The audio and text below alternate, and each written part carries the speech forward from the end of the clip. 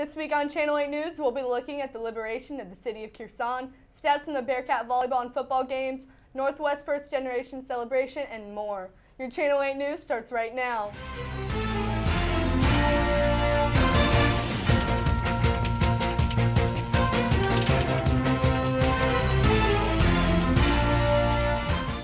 Thanks for tuning in to Channel 8 News, the show where we provide news coverage on the Northwest Missouri State University campus and in the Maryville community.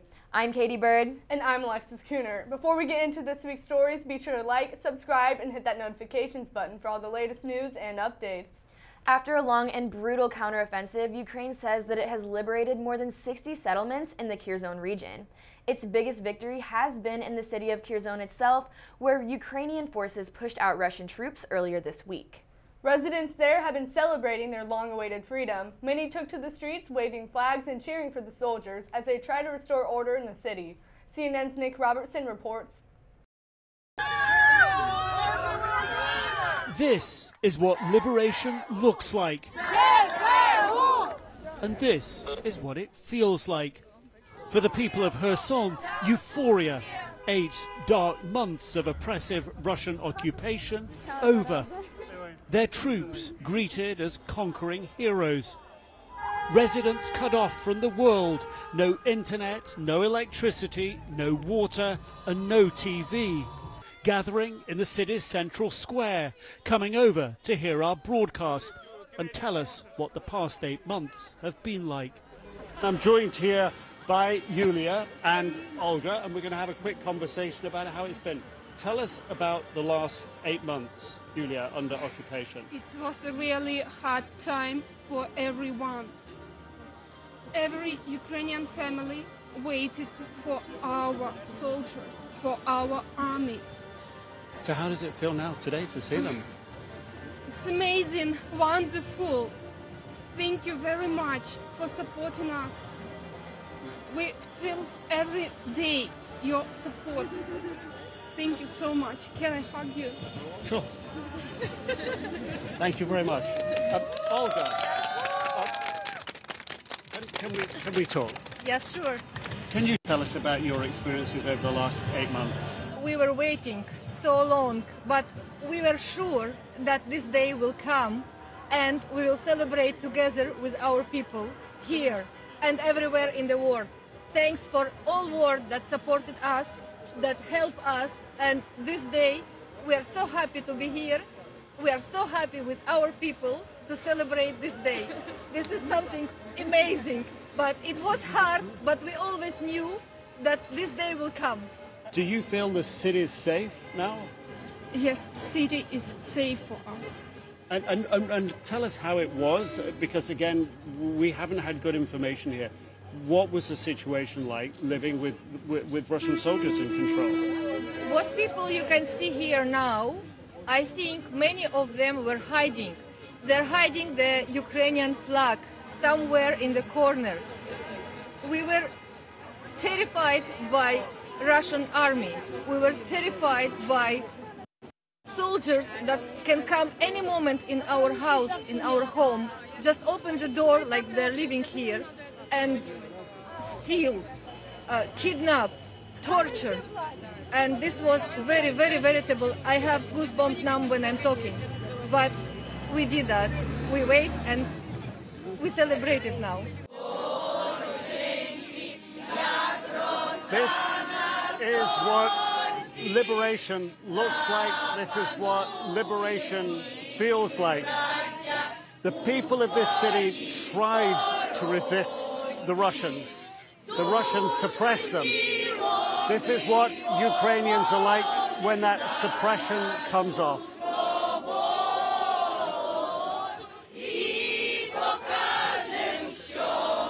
Nic Robertson, CNN, liberated Kherson, Ukraine.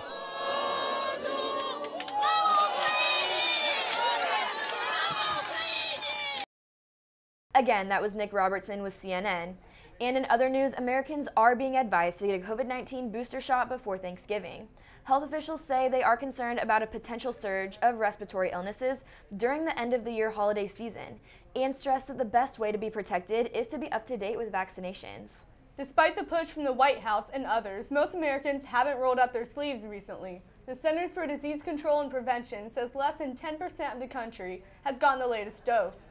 In addition to a possible rise in COVID-19 cases this winter, government health officials say the flu has already been spreading rapidly in some areas.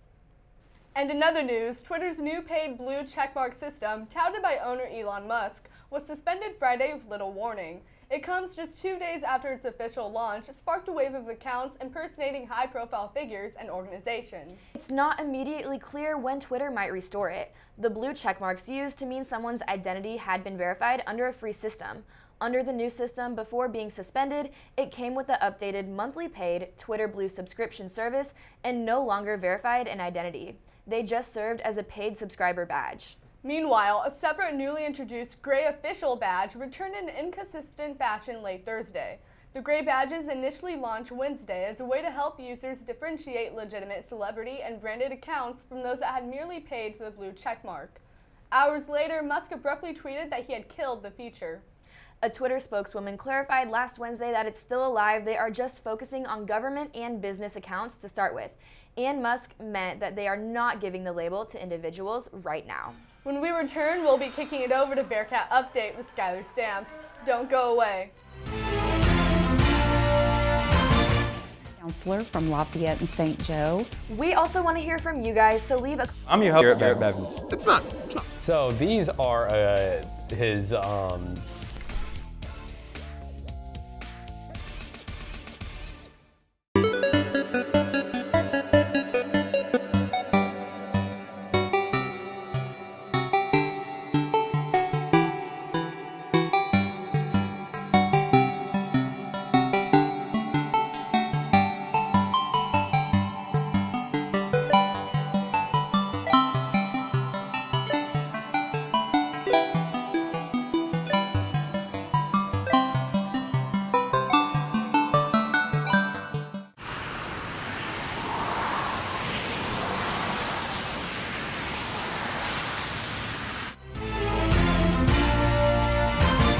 Welcome back to Channel 8 News. I'm Katie Byrd. And I'm Alexis Kuhnert. Before we continue the news, we're going to kick it over to Bearcat Update with Skyler Stamps. Thanks, ladies. Welcome back to Bearcat Update. I'm your host, Skyler Stamps. As the regular season for fall sports is coming to a close, the postseason is well underway for Bearcat soccer and volleyball.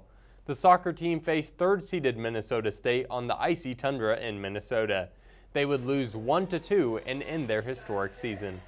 The MIAA volleyball tournament concluded this past week. I had the call for the Bearcats on Friday. Head coach Amy Worth and the Northwest Missouri State University Bearcats captured their first ever regular season MIAA title. This weekend, they'll have a chance to capture a championship. Last night, Friday, they defeated Missouri Southern 3-0. Tonight, here inside the Civic Arena in St. Joe, Missouri, they'll take on the Washburn Ichabods, who they've defeated 2 times this season. They'll be going for win number 3 tonight.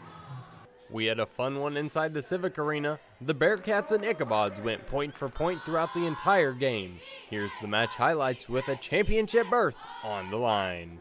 Set 1 started off with a diving dig by Peyton Kirchhoffer as Alyssa Rezach sets up Hallie Sidney for the kill.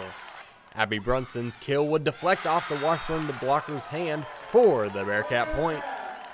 The Bearcats would take set 1 26-24 off of Kirchhoffer's 7th kill in the first set. Jaden Ferguson would get set 2 started off with a kill straight down the line. Washburn would win set 2 after the third hit just didn't make it over the net, 25-23. In the third set, the Bearcats and Ichabods traded points throughout, but Washburn was able to take the win 26-24. The Bearcats looked sharp in the all-important set 4 as Kirchhoffer once again sent the kill down for the Bearcat point. Not to be outdone, the Ichabods fought back for being down late and took the marathon set on Ferguson's hit and the match 29-27. The Bearcats' time in the tournament would come to a close, but not without a hard fight. The final stats, almost identical. Washburn would go on to defeat Nebraska Kearney 3-1 in the MIAA championship game for the tournament title. Northwest will find out their NCAA tournament seeding early this week. The Bearcat football team's postseason life was on the line in Emporia State on Saturday. With a win, the Bearcats would have a chance to make the playoffs. With a loss, the season would be done. Good thing for the Bearcats, they would score the first points of the day and never look back. Fighting off a late Hornet run, Khalil Smith intercepted a pass to the end zone with under a minute left. The interception would secure the Bearcats' 27-21 win. That's all the time we have here for Bearcat Update. Be sure to tune in next week to stay connected to all things Bearcat sports. Back to you guys. Thanks, Skyler. After the break, we'll be looking at the last lecture series with Dr. Tina Ellsworth, followed by Northwest's First Generation Celebration event. Don't go away.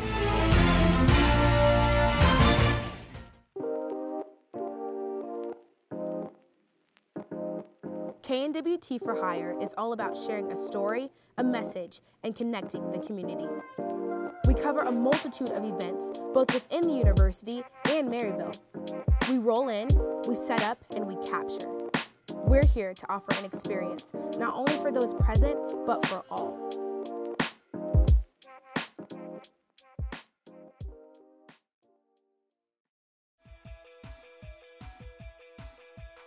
This is Nerd Central, the hub for all your nerdy needs. Check us out right now on KNWT Channel 8.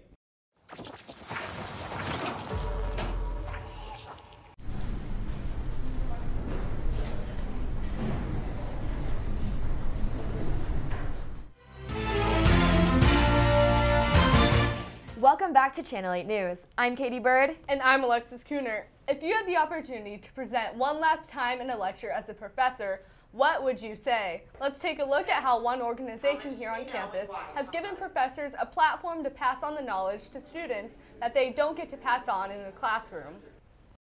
Last week on Thursday, Northwest Society of Presidential Scholars sponsored an event called The Last Lecture in the Garrett Strong Science Building. This lecture was part of a series where Northwest professors would come and present to students as if they were given one final time to lecture in their careers. Dr. Tina Ellsworth, an assistant professor of professional education at Northwest School of Education, presented the lecture, The Time Is Now. I spoke with Ethan Schutz and Maddie Browns to learn more about this lecture. The topic discussed tonight was about building racial solidarity between different racial groups and how to improve that, especially in our contentious society today with all of the many different topics that get brought up.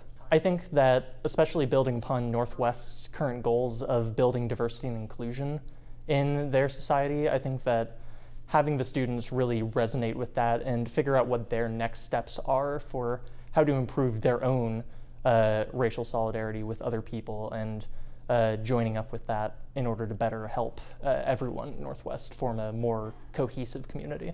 I think that I'd like students to get more with that.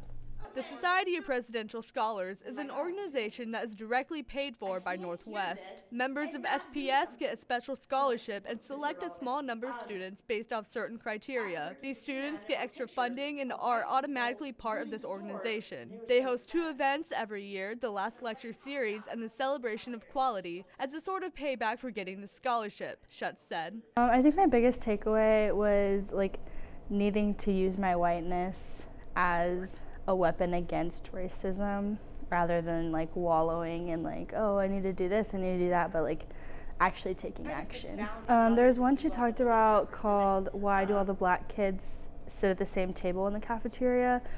And she mentioned it was an educator's point of view, so I feel like being a future teacher, that one really stuck out to me, wanting to read it and learn more, see what I can learn.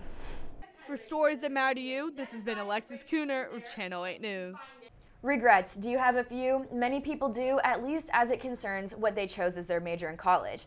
44% of people looking for a job right now say they regret their college major choice. That's according to a new survey by ZipRecruiter. The most regretted major is journalism, followed by sociology and liberal arts. On the flip side, the survey shows the happiest college grads are those who chose computer and information sciences along with criminology. That's followed closely by engineering and nursing. Graduates say their feelings are closely tied to how likely it is to find jobs in those fields and the higher salaries that go with them. Computer science grads landing jobs can average nearly $100,000 a year across a wide range of industries. With that being said, be sure to comment down below your major and personal opinions on it. And in related news, Northwest does a lot to help support students of all kinds, especially those who are first-generation college students. Let's see how Northwest's first-generation celebration this past week did just that. On the afternoon of Tuesday, November 8th, Northwest hosted their annual First Generation celebration at the Student Union. Both first-generation and non-first-generation students were able to come win prizes, eat food, and gain more resources to help them succeed in their education. My name is Leslie Abarr-Cuenca, and I am the Director of Student Success. It's our first generation celebration. Every year, it's a national day actually to celebrate first generation students across the country, but we try to always celebrate it with something right on our campus because we have a significant number of first generation students at Northwest. So try to just do some fun themed baskets as giveaways, and then we have a bigger prize. It's really just a way to celebrate the students, get them in, let them know that we're thinking about them, but then we also have resources. So for instance, our trio programs will have a table here to talk about what they have because they serve first generation students on campus. I guess one kind of cool thing that the university did in the past couple of years is we actually have first generation university seminar classes now. I'm Dr. Jay Johnson. I'm an Associate Provost for Academic Operations and Development. As far as being a first generation student, we are all aware that there's just so many things that maybe they don't know that someone who had a parent or even a sibling come to school prior to them. And so this is just a great opportunity to come out and learn more about what it is our university does for these students and resources available for them. So any first generation student that's out there should come to events like this or just ask their professors, ask their advisors, ask their friends questions. This event was a great way for all Bearcats to connect and celebrate first-generation students. Until next time, I'm Katie Byrd with Channel 8 News. Well, that is all the time we have here at Channel 8 News. But before we go, be sure to click on the links below to rewatch certain sections of our show over all the events here at Northwest we mentioned in this episode. We also want to hear from you guys, so leave a comment below on these stories. And be sure to like, subscribe, and hit that notification button for all the latest news and updates, as well as our other content right here on our YouTube page at KNWT TV. For the stories that matter to you, I'm Katie Byrd. I'm Alexis Kuhnert. And have a great night.